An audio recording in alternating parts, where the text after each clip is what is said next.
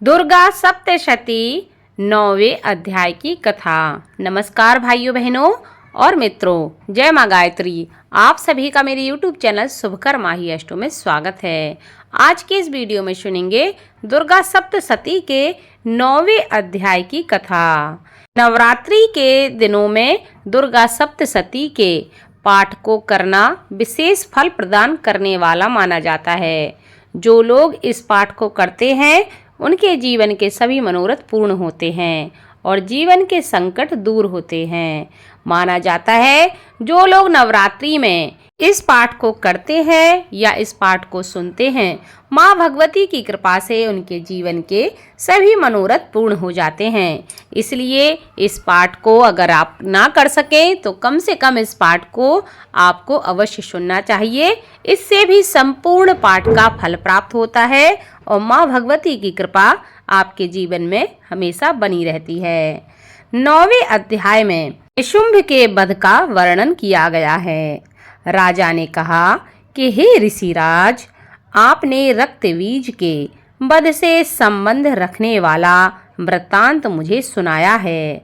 अब मैं रक्तबीज के मरने के पश्चात क्रोध में भरे हुए शुंभ व निशुंभ ने जो कर्म किया है वह सुनना चाहता हूँ। महर्षि मेधा ने कहा, रक्तबीज के मर जाने पर शुंभ और निशुंभ को बड़ा क्रोध आया और अपनी बहुत बड़ी सेना का इस प्रकार सर्वनाश होते देखकर निशुंभ देवी पर आक्रमण करने के लिए दौड़ा। उसके साथ बहुत से बड़े बड़े असुर देवी को मारने के लिए दौड़े और महापराक्रमी शुंभ अपनी सेना सहित चंडिका को मारने के लिए बढ़ा। फिर शुंभ और निशुंभ का देवी से घनघोर युद्ध होने लगा और वह दोनों असुर इस प्रकार देवी पर बाण फेंकने लगे जैसे मेघों से वर्षा हो रही हो। उन दोनों के चलाए हुए बाणों को देवी ने अपने बाणों से काट डाला और अपने शस्त्रों की वर्षा से उन दोनों दैत्यों को चोट पहुंचाई। निशुंभ ने तीक्ष्ण तलवार और चमकती हुई ढाल लेकर देवी के सिंह पर आक्रमण किया। अपने वाहन को चोट पहुंची देखकर देवी ने अपने क्षुरप्र नामक बाण से निशुंभ की तलवार और ढाल दोनों को ही काट डाला। तलवार और ढाल कट जाने पर निशुंभ ने देवी पर शक्ति से प्रहार किया। देवी ने अपने चक्र से उसके 2 टुकड़े कर दिए। फिर क्या था, दैत्य मारे क्रोध के जल भुन गया और उसने देवी को मारने के लिए उनकी ओर शूल फेंका, किंतु देवी ने अपने मुक्के से उसको चूर चूर कर डाला। फिर उसने देवी पर गदा से प्रहार किया। देवी ने त्रिशूल से गदा को भस्म कर डाला। इसके पश्चात वह फरसा हाथ में लेकर देवी की ओर लपका। देवी ने अपने तीखे बाणों से उसे धरती पर सुला दिया। अपने पराक्रमी भाई निशुंभ के इस प्रकार से मरने पर शुंभ क्रोध में भरकर देवी को मारने के लिए दौड़ा। वह रथ में बैठा हुआ उत्तम आयुधों से सुशोभित अपनी 8 बड़ी बड़ी भुजाओं से सारे आकाश को ढके हुए था। शुंभ को आते देखकर देवी ने अपना शंख बजाया और धनुष की टंकार का भी अत्यंत दुस्सह शब्द किया।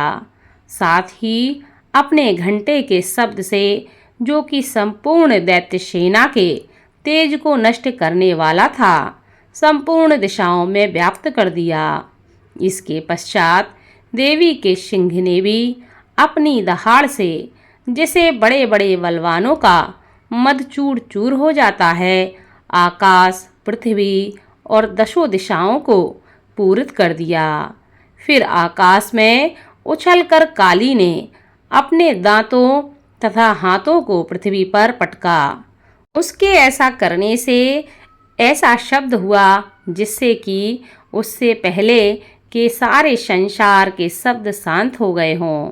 इसके पश्चात शिवदूती ने असुरों के लिए भय उत्पन्न करने वाला अट्टहास किया, जिसे सुनकर दैत्य थर्रा उठे और शुंभ को बड़ा क्रोध हुआ। फिर अंबिका ने उसे अरे दुष्ट, खड़ा रह तू कहकर आकाश से सभी देवता जय हो बोल उठे। शुंभ ने वहां आकर ज्वालाओं से युक्त एक अत्यंत भयंकर शक्ति छोड़ी, जिसे आते देखकर देवी ने अपनी महोलका नामक शक्ति से काट डाला। हे राजन, फिर शुंभ के सिंहनाद से तीनों लोग व्याप्त हो गए और उसकी प्रतिध्वनि से ऐसा घोर शब्द हुआ जिसने इससे पहले के सब शब्दों को जीत लिया हो। शुंभ के छोड़े बाणों को देवी ने और देवी के छोड़े बाणों को शुंभ ने अपने बाणों से काटकर सैकड़ों और हजारों टुकड़ों में परिवर्तित कर दिया। इसके पश्चात जब चंडिका ने क्रोध में भरकर शुंभ को त्रिशूल से मारा तो वह मूर्छित होकर पृथ्वी पर गिर पड़ा। जब उसकी मूर्छा दूर हुई तो वह धनुष लेकर आया और अपने बाणों से उसने देवी काली तथा सिंह को घायल कर दिया। फिर उस राक्षस ने 10,000 भुजाएं धारण करके चक्रादि आयुधों से देवी को आच्छादित कर दिया। तब भगवती दुर्गा ने कुपित होकर अपने बाणों से उन चक्रों तथा बाणों को काट डाला। यह देखकर निशुंभ हाथ में गदा लेकर चंडिका को मारने के लिए दौड़ा। उसके आते ही देवी ने तीक्ष्ण धार वाले खड़ग से उसकी गदा को काट डाला। उसने फिर त्रिशूल हाथ में ले लिया। देवताओं को दुखी करने वाले शुंभ त्रिशूल हाथ में लिए हुए आता देखकर चंडिका ने अपने शूल से उसकी छाती पर प्रहार किया और उसकी छाती को चीर डाला। शूल विदीर्ण हो जाने पर उसकी छाती में से एक उस जैसा ही महापराक्रमी दैत्य ठहर जा कहता हुआ निकला। उसको देखकर देवी ने बड़े जोर से ठहाका लगाया। अभी वह निकलने भी न पाया था कि उसका सिर अपनी तलवार से काट डाला। सिर के कटने के साथ ही वह पृथ्वी पर गिर पड़ा। तदंतर सिंह दहाड़ दहाड़ कर असुरों का भक्षण करने लगा और काली शिवदूती भी राक्षसों का रक्त पीने लगी।